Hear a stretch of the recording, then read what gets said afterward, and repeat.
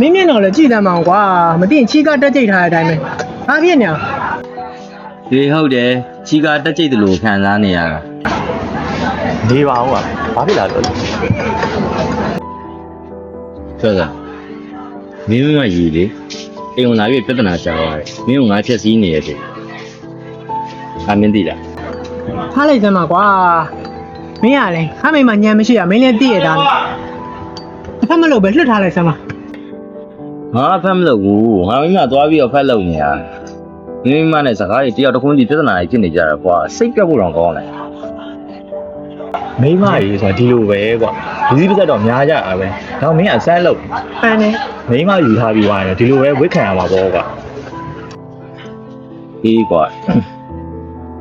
ငယ်ရွယ်နဲ့မိမစောစောယူမိတာတော့မလားရလူမနာကျန်ငါတက်ငယ်ရွယ်လေးနဲ့အဲ့လိုဘွားတော့တယောက်ကိုယူတာဘလောက်တော့စိတ်ပြက်စရာကောင်းတယ်တဲ့ ဟေ့ဒါမဲ့နော်မင်းမိမအသက်တာကြီးရနော်ရုပ်ရတော့နှုတ်ပြနေတော့မဲကွာမသိမင်းနဲ့တော့ရွယ်လူလို့ထင်ရတယ် ဆန့်စီလို့ပြောင်းအောင်နေရပါခွာဘာသာလာရှိရနော်အရန်ကက်စီကုတ်တာအဲ့လိုကက်စီကုတ်လို့တကူတန်ရှင်းမှာလုံးဝညံ့နေကွာငါတော့ကက်ကြည့်တယ်လမ်းဟောင်းနေရပဲဒီမိုင်းနဲ့ဘလောက်ပဲပြည့်နေမှာကွာဆရာကတော့နေမှာမလား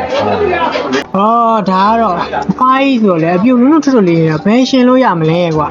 ဒီမှာရကြည့်မိငယ်ရင်ချီးတဲ့မင်းကမှီရမဲ့ရွယ်ယူထားမှာတော့ဘယ်လိုလုပ်ပြီးတော့ချောချောလတ်လတ်လေးနဲ့မျောလင်းလို့ရမှာလဲကွာ ဒီပါဟောအဲ့ကိစ္စခဏထားထားလိုက်အောင်ဟာဘောရကြီးကပုံနာတယ်လေ6သိန်းအဲ့ဒါတသိန်းကျန်တယ်ဘယ်သွားကြဘာလုပ်လဲ မင်းကတကားခံမှာဆိုတော့လေမင်းမဆုံးဖြတ်လိုက်ပါကွာဟုတ်တယ်မလားရပြရ ဟုတ်ပါပြီ ကဲတာ